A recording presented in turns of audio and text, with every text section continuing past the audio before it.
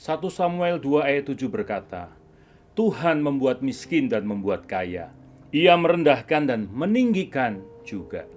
Mungkin kita langsung mengambil kesimpulan, oh, Tuhan bisa membuat saya sukses, atau sebaliknya, jika saya gagal, itu kedaulatan Tuhan.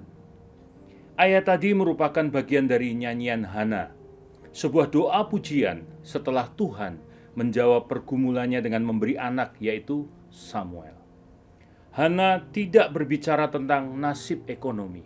Ia sedang mengungkap ilusi terbesar manusia, yaitu kita mengira bahwa kita yang mengontrol hidup kita sendiri. Di dunia ini, nilai seseorang sering diukur dari seberapa tinggi pendapatan, jabatan, dan pengaruh kita. Namun, kisah pergumulan Hana menegaskan bahwa Tuhan bisa membuat seseorang kehilangan segalanya, bukan untuk menghancurkan, tetapi untuk membentuk iman percayanya. Tuhan juga bisa meninggikan seseorang, bukan untuk memanjakan, melainkan untuk menguji hatinya, apakah terikat pada Tuhan atau berkat-Nya. Jadi, rendah dan tinggi dalam kata-kata ini bukan sekedar kondisi hidup, tetapi alat pembentukan.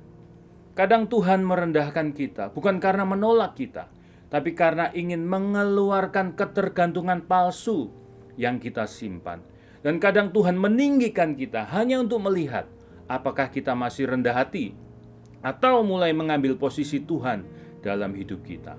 Masalahnya bukan mengapa saya di bawah atau kapan saya di atas, tapi apa yang sedang Tuhan lakukan dalam diri kita dalam posisi itu.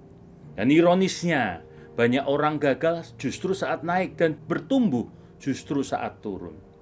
Hana memahami sesuatu yang dalam. Tuhan bukan hanya mengubah keadaan, tetapi membentuk kita menjadi pribadi yang kuat dan berkarakter ilahi. Jadi hari ini apapun posisi kita, jika kita sedang direndahkan, jangan terburu-buru menyerah dan berpaling dari Tuhan.